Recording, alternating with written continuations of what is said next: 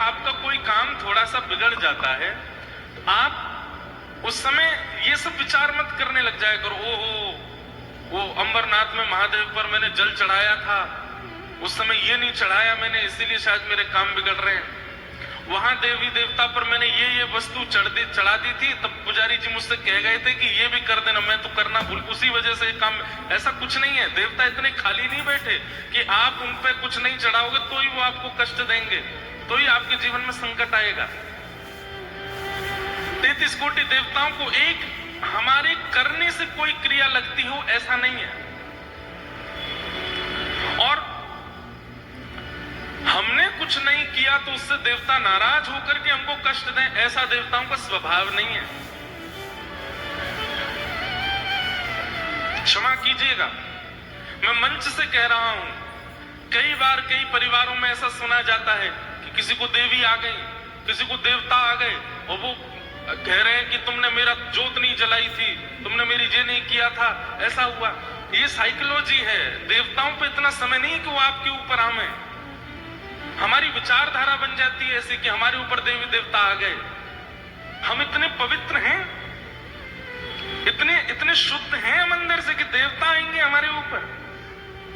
और मुझे बहुत आश्चर्य लगता है कि देवी देवताओं को कोई काम ही नहीं है। इसलिए भैया ये इन सब बातों में मत जाया करो, उनका ये नहीं किया, उनका ये नहीं किया, उनका ये, वो नाराज नहीं होते हैं, वो आपकी भलाई के लिए वो क्रियाएं करनी चाहिए। भूल जाओ तो क्षमा मांग के दोबारा कर लो, उस पर अपशगुन मत समझो उसको। और ये मैं बिल्कुल फैक्ट बात कह रहा हूं आपसे। मैं कभी कभी इतना व्यस्त हो जाता हूं, अपने लाल जी की सेवा नहीं कर पाता। अब ना करने के कारण अब मैं ये सोचूं कि ठाकुर जी नाराज हो रहे होंगे, ठाकुर जी कह रहे होंगे तू ही वंचित है, रोए मोह स्पर्श करवे तो मोह कोई दिक्कत ना है, तेरी सेवा जा रही है, तू ही मेरे पास ना बैठ पा रहा, तब मुझे चिंता होती मैं ठाकुर जी के पास क्यों नहीं बैठ। उसका मतलब ये थोड़ी ठाकुर जी की सेवा नहीं करी ठोकर लग गई, ओहो लाल जी नाराज है गए, तू मेरी सेवा नहीं कर रहा, ऐसा नहीं भाई। केवल भारत की बात करो, 125 करोड़ हैं हम लोग वैसी भक्ति करते हैं, कितने भक्त हैं भारत में। ठाकुर जी केवल मेरे घर की ही सब्जी रोटी पा रहे होंगे जरूरी थोड़ी है। कितने वैष्णवों के मंदिरों की सेवा कैसी होती है, वैसी सेवा हम कर सकते हैं। ठाकुर जी को प्रसन्न करने के लिए हम सेवा नहीं कर रहे हैं, हम अपने सुख के लिए सेवा कर रहे हैं। वो बात अलग है कि हमारा ध्येय यही होना चाहिए कि वो प्रसन्न हो, बाकी हमारे ना करने से वो रुष्ट हो जाए ऐसा नहीं होता। ठाकुर जी नाराज होने के और भी कारण है ठाकुर जी के। किसी के साथ छल करोगे, कपट करोगे, किसी के साथ जबरदस्ती दुष्कर्म करोगे, तब होते हैं नाराज। ठाकुर जी के साथ आपने कोई सेवा आदि कभी कभी ना कर पाओ, उससे ठाकुर जी नाराज नहीं होते और किसी के ऊपर आके हावी नहीं होते वो। इसलिए ऐसी विचारधारा मत रखिएगा।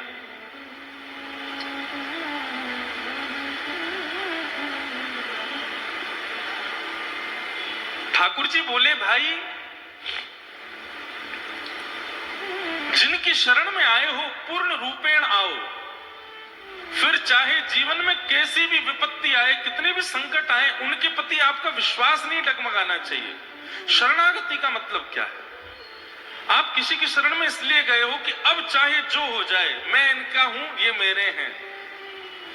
आप श्री गोवर्धन नाथ जी की शरण में गए तो उसके बाद में आने वाली विपत्तियों को भी भूल जाओ। ठाकुर जी है ना मेरे साथ, सब मंगल करेंगे। अभी खराब है, कल खराब है, परसों खराब है, तरसों तो अच्छा होगा ना, कभी तो अच्छा होगा ना। विश्वास रखो बंधुओं, भक्ति विश्वास पर टिकती है। आपका न विच्छिन्न होने वाला विश्वास ठाकुर जी के प्रति होना चाहिए। केवल अच्छा ही अच्छा हो रहा है इसलिए ठाकुर जी बढ़िया बढ़िया बने रहो, और नेक खराब हो गई सो ठाकुर जी खराब हैं, ठाकुर जी बेकार हैं, ठाकुर जी ऐसे हैं, ऐसा थोड़ी। जीवन में चाहे जैसी परिस्थिति आए आप अपने ठाकुर जी का त्याग मत करो। भाई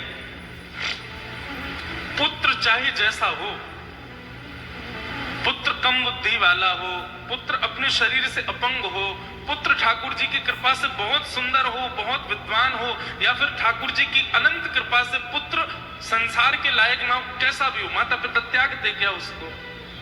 और क्षमा कीजिए, जो माता पिता अपने बालकों को त्याग देते हैं या जो बालक अपने माता पिता को त्याग देते हैं,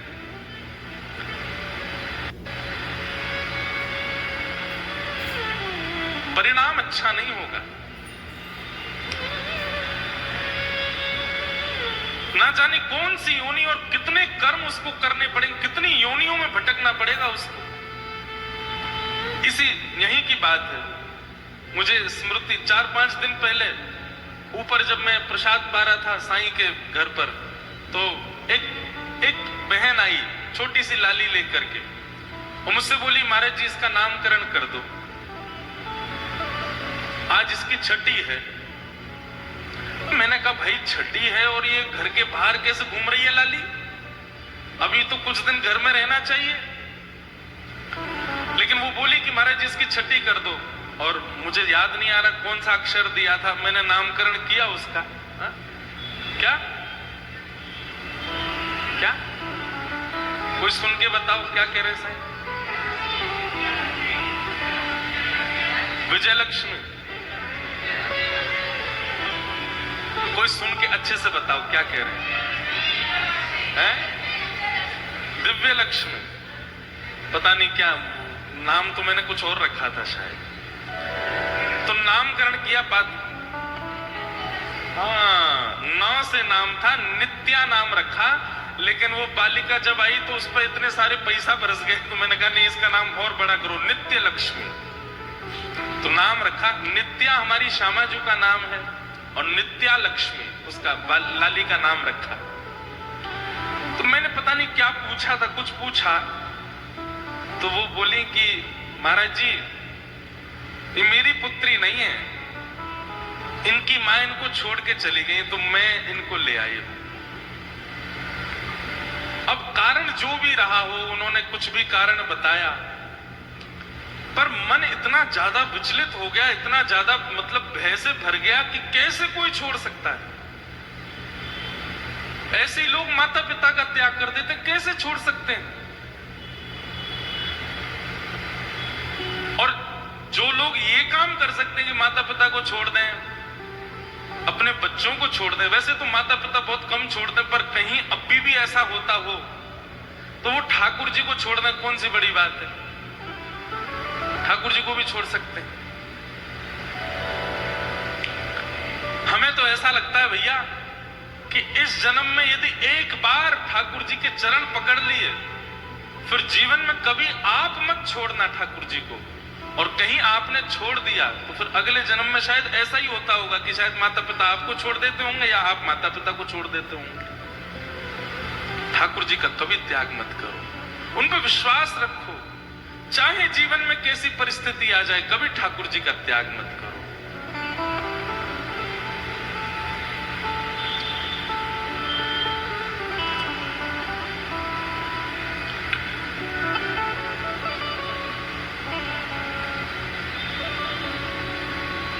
ठाकुर जी ने सब ब्रजवासियों से कहा जिनकी शरण में आए हो उनकी शरण पर विश्वास तो करो। अरे वर्षा क्या बरसने लगी, आप लोग तो अविश्वास के कारण भागने लगे।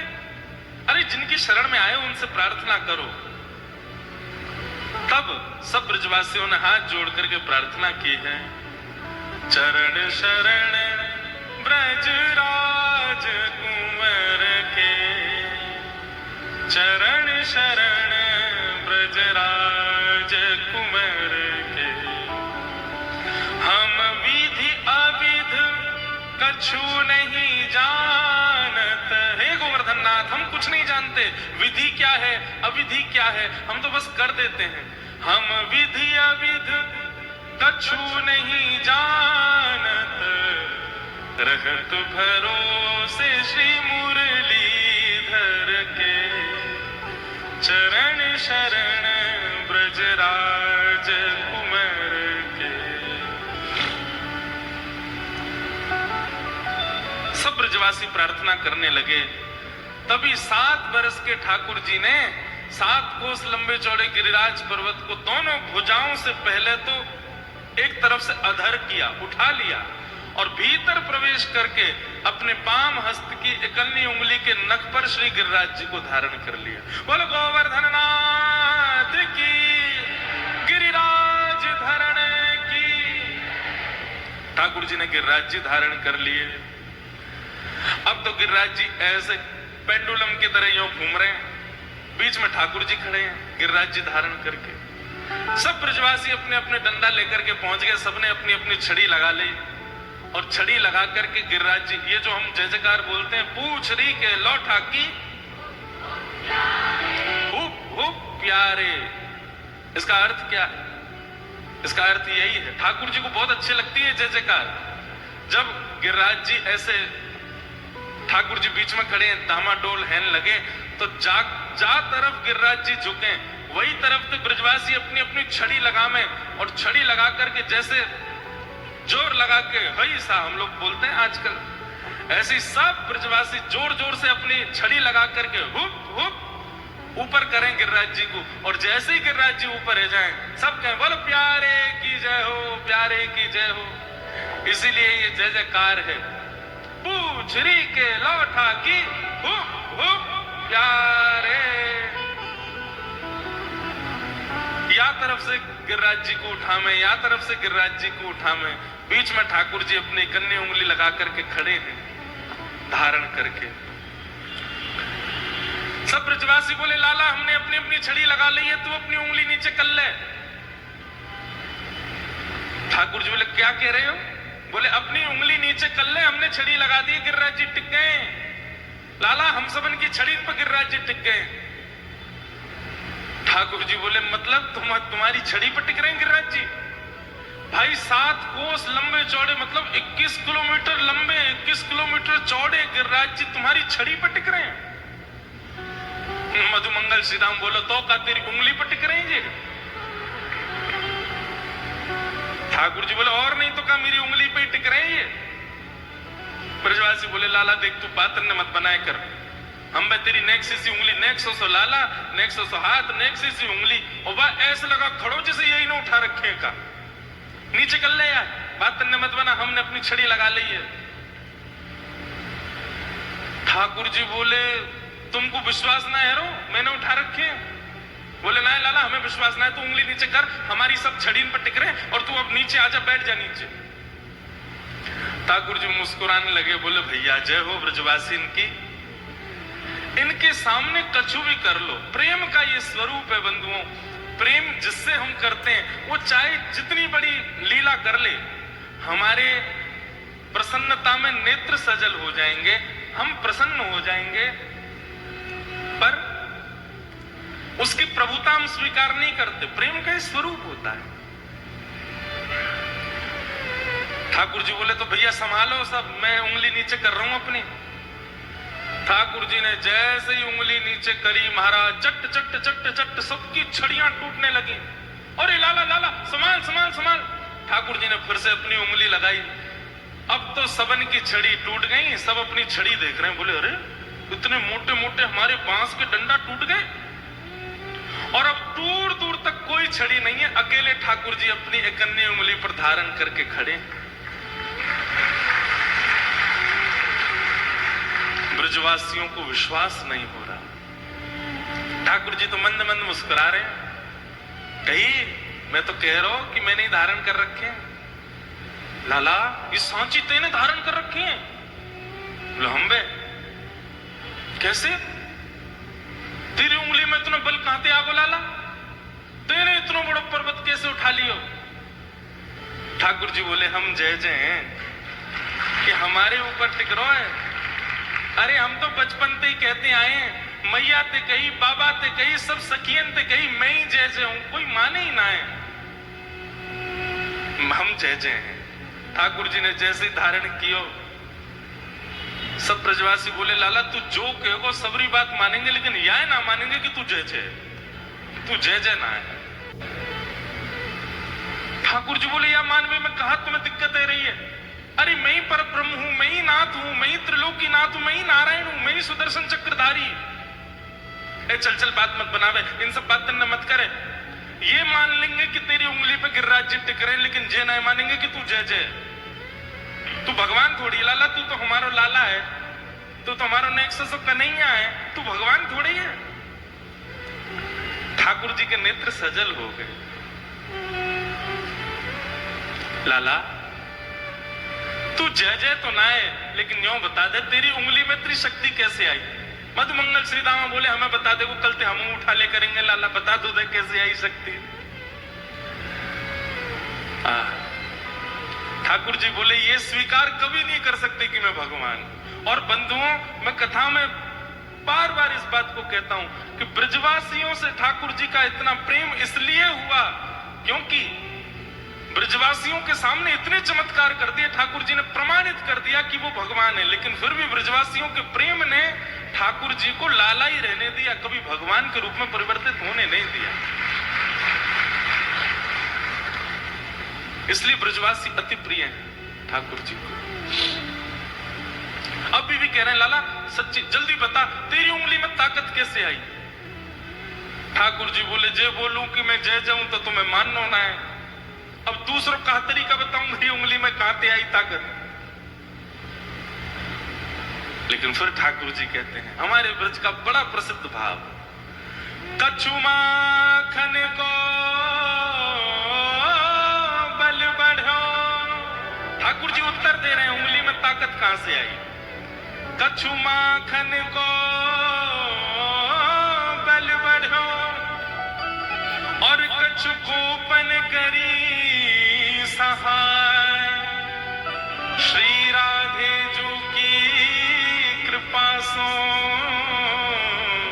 मैंने गिरिवर लियो उठाए। अरे ब्रजवासियों, तुम सबन के घर से चोरी कर करके मैंने इतना माखन खायो।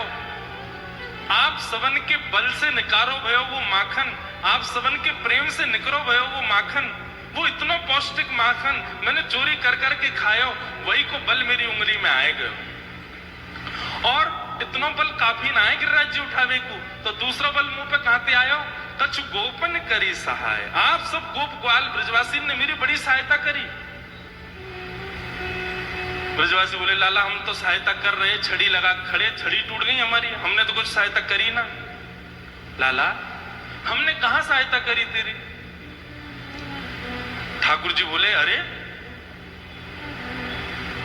माखन के बल से मैंने गिरिराज जी उठा लिए, लेकिन वाकई बात मेरो बल खत्म है लगो तो तुम सबरे ब्रजवासी मेरी उंगली की ओर देखन लगे, मेरी ओर देखन लगे, आश्चर्यचकित है करके नेत्र फाड़ फाड़ के मुंह देखन लगे। तो आप सबन की शक्ति आपके भीतर से निकल करके आपके नेत्रन से मेरी उंगली में आ गई।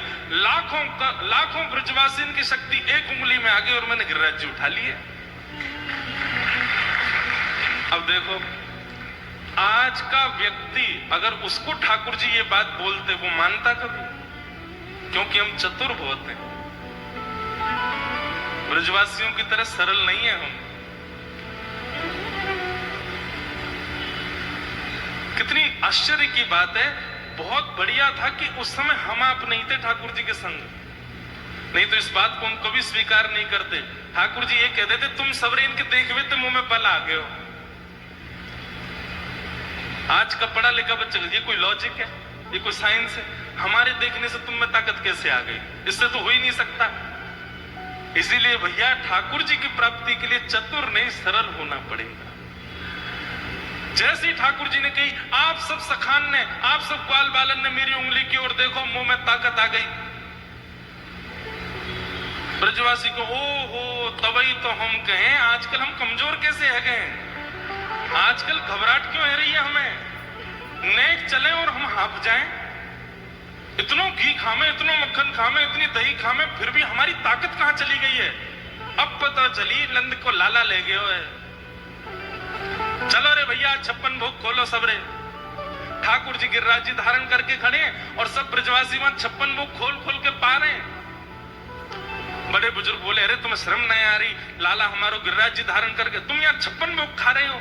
बोले बाबा तेने सुनी ना अभी, हमारो बल लाला को लगो है, या को मतलब हम खाएंगे हम पिएंगे, हमारे अंदर बल बनेगा, फिर हम लाला को देख लेंगे तो हमारा बल ही लाला में चलो जाएगा। कितने सरल, कितने, और ठाकुर जी खड़े खड़े मुस्कुरा भी रहे और नेत्रों से प्रेमाश्रु भी बहा रहे हैं। कैसे मेरे प्यारे ब्रजवासी, कितने सरल, कितने सीधे। और श्री राधे जो की कृपा सो मैंने गिरवर लियो उठा।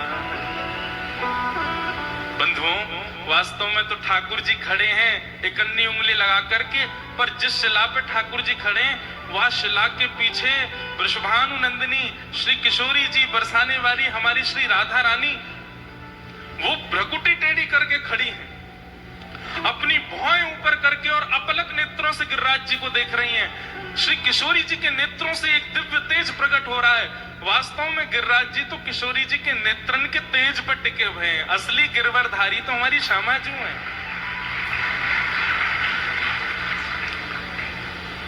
हमारी किशोरी जी ने उठा रखे हैं गिरिराज जी तो।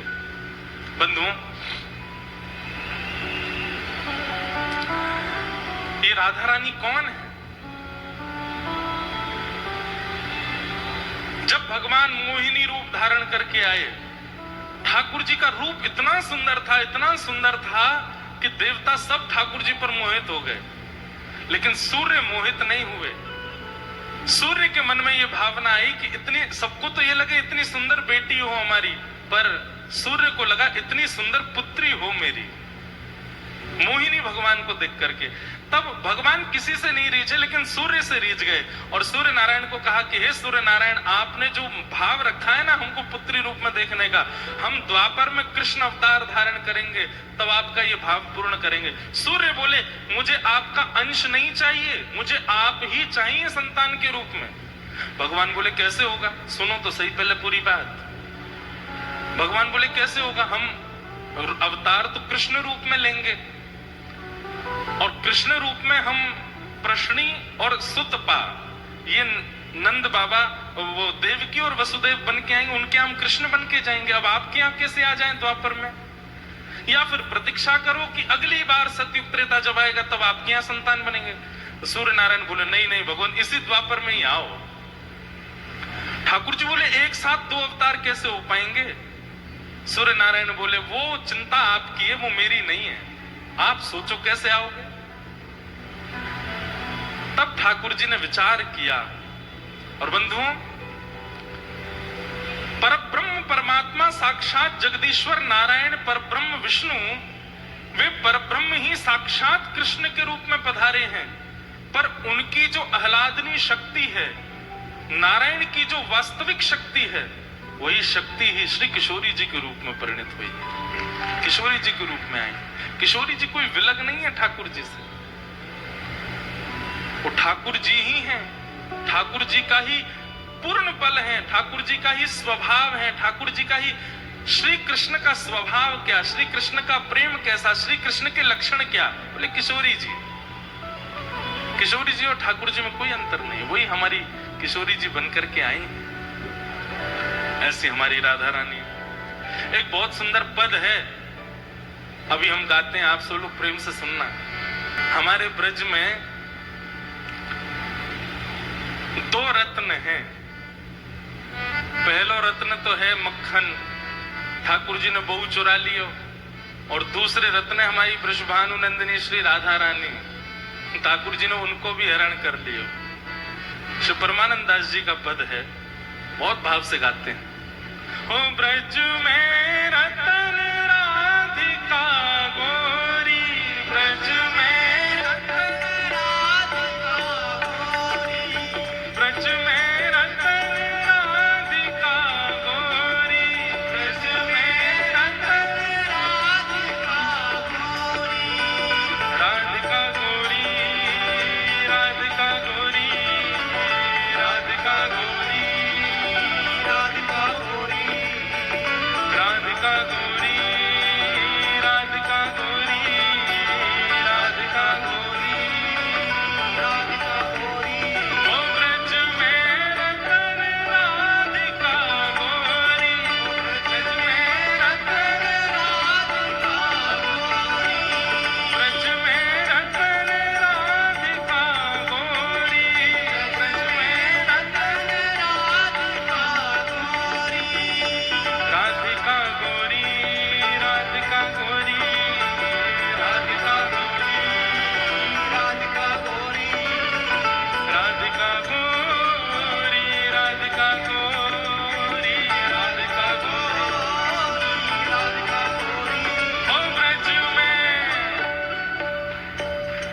जब हम कहें ब्रज में तो जोड़ते कहनी है जय हो ब्रज में, ओ ब्रज में, ओ ब्रज में रतन राधिका गोरी, ओ ब्रज में रतन राधिका गोरी, ब्रज में रतन राधिका गोरी, ब्रज में रतन राधिका। बोलो वृषभानु दुलारी की।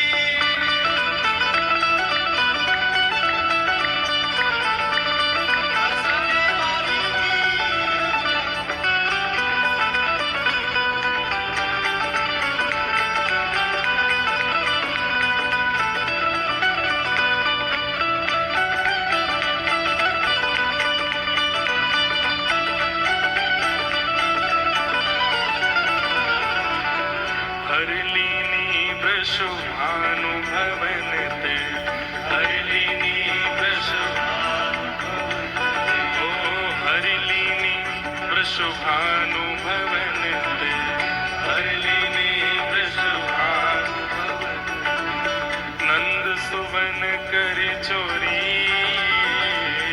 नंद सुवन करि चोरी, हे पिए भुज कंद दिए शोभित मन, पिय भुज कंद दिए शोभित मन, पिय भुज कंद दिए शोभित मन, पिय भुज कंद दिए शोभित मन। घन दामिनी दुत जोड़ी, घन दामिनी दुत जोड़ी, ओ ब्रज में, ओ ब्रज में, आ ब्रज में रतन राधिका गोरी, ब्रज में रतन राधिका गोरी, ब्रज में रतन राधिका गोरी, ब्रज में रतन राधिका गोरी, हे राधिका गोरी, राधिका गोरी, राधिका गोरी,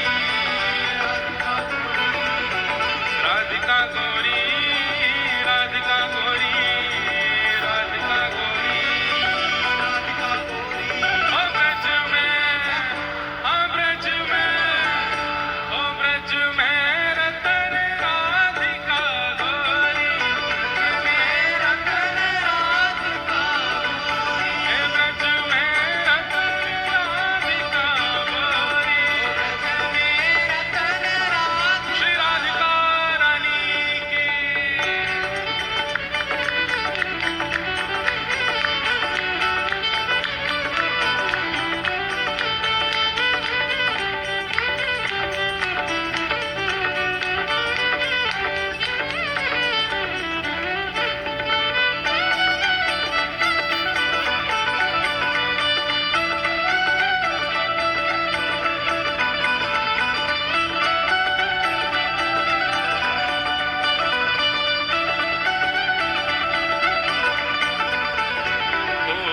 कुंज निकुंज विहरत दो, कुंज निकुंजन विहरत दो, कुंज निकुंजन विहरत दो, कुंज निकुंजन विहरत दो।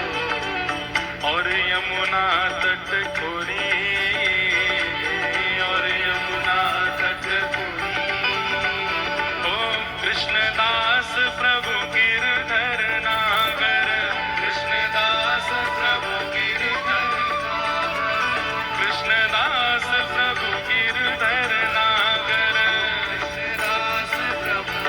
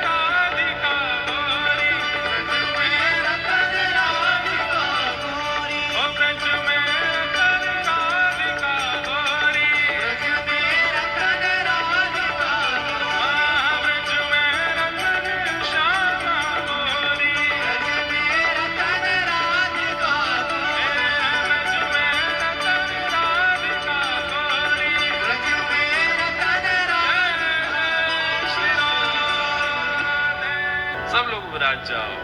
बोल वृषभानु दुलारी की, बोल वृषभानु के जमाई की।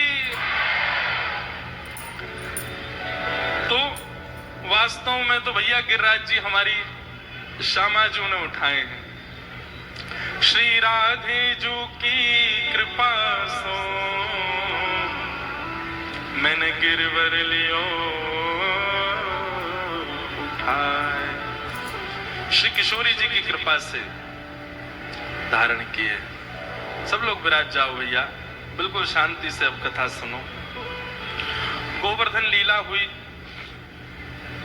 7 दिन 7 रात्रि पर्यंत तक वर्षा होती रही और 7 दिन के उपरांत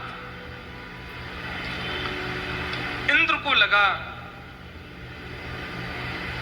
कि मुझसे भूल हुई है, साक्षात परमात्मा ही हैं जिनकी मैं परीक्षा ले रहा था। इंद्र ने आकर के क्षमा मांगी, भगवान की स्तुति गाई। भगवान आप साक्षात ईश्वर हैं, मुझसे बहुत बड़ी भूल हो गई। पिता गुरुस्त्वं जगतामधीशो,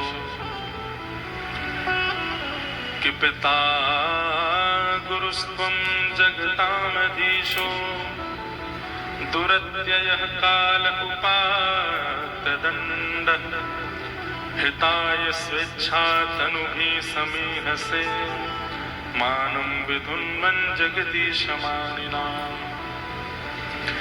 आप मेरे पिता हैं, आप मेरे गुरु हैं, और पिता का और गुरु का कर्तव्य होता है यदि शिष्य और पुत्र यदि कुछ गलत करे तो उसको दंड दे सकता है।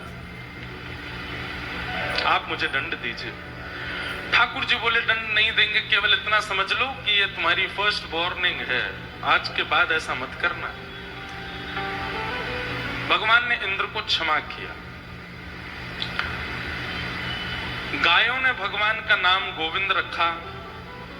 एकादशी व्रत की कथा सुनाई गई, अन्य अन्य कुछ भाव कहे गए, और अब यहां से प्रारंभ हुआ रास पंचाध्याय। भगवान पिता रात्रि शरदोत्फुल्ल मल्लिका, विक्षरन्तुं मनश्चक्रे योग मायाम् उपाश्रित। बंधुओं, अब रास की कथा में हम थोड़ा प्रवेश करें। क्रम तो अब इतना है कि अगर मैं 10-10 मिनट भी एक क्रम कहूं तो भी मुझे 2-2.5 घंटे और लग जाएंगे, पर मैं फिर भी प्रयास करता हूं जो जो भाव उचित हैं उनको कहूं। रास और रस, मैं हर कथा में लगभग इस बात को कोट करता हूं कि रस और रास, इन दोनों को बहुत ध्यान से सुनिए। सब लोग इधर देखो, इधर देखो, कल से कहीं भी देखना, अभी इधर देखो।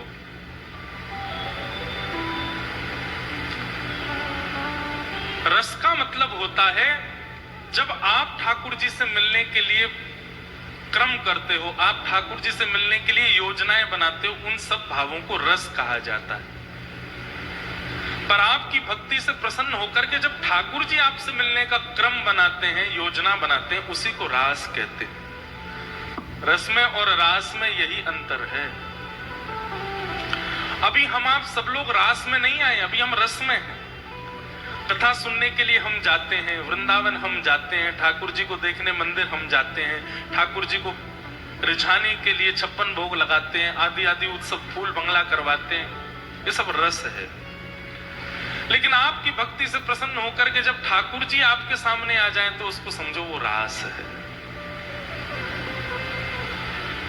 नाम जब कब तक करना है, माला कब तक करनी है, कंठी कब तक धारण करनी है, तिलक कब तक नित्य लगाना है, कथा कब तक सुननी है, जब तक मेरा सुमिरन हरि करे मैं पावा विश्राम, मैं विश्राम में जाऊं, ठाकुर जी अब मुझे याद करते हैं, ऐसी स्थिति हो।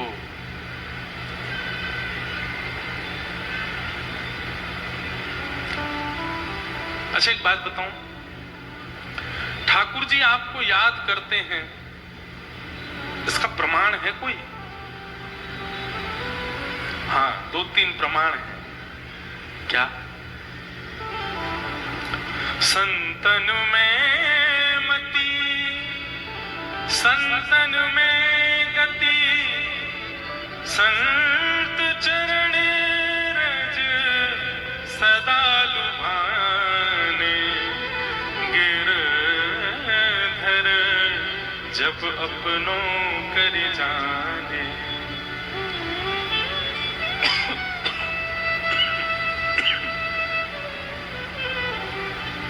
संतन में मति संतन में गति, संत चरण रज सदा लुभाने, तब समझो गिरधर अपनों करी जाने। किसी वैष्णव को देख करके आप प्रसन्न हो जाते हो, किसी संत को देख करके आप आनंदित हो जाते हो, किसी के सिर पर उर्दपुंड देख करके आप खुश हो जाते हो। भले ही अपरिचित है लेकिन उसको देख करके आप अत्यंत आनंद में भर जाते हो। और उसकी चरम स्थिति ये कि किसी वैष्णव को देख ये पता चल जाए कोई ब्रज से आया है, कोई ब्रजवासी है, नेत्र सजल हो जाए उसको देख करके, समझ जाना आपसे ठाकुर जी प्रसन्न हैं और आपको स्वीकार कर चुके हैं।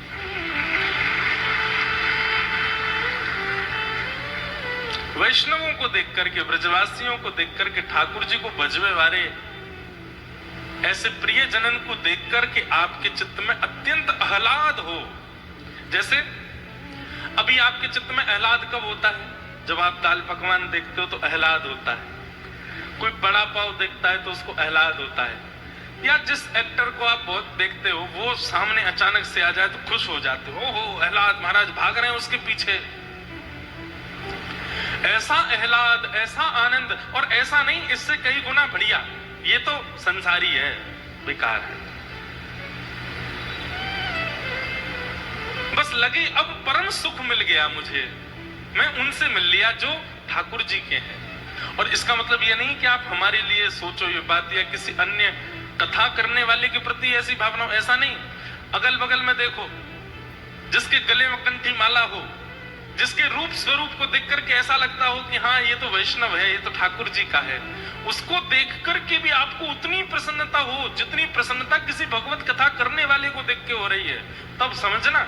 अब नहीं तो मंच पर बैठ के कथा करने वाले को देख के तो सब रीझ जाते, उससे रीझना कोई बड़ी बात नहीं है। ये व्यास मंच है, यहाँ अपने आप आकर्षण हो जाता है लोगों का, ये कोई बड़ी बात नहीं है।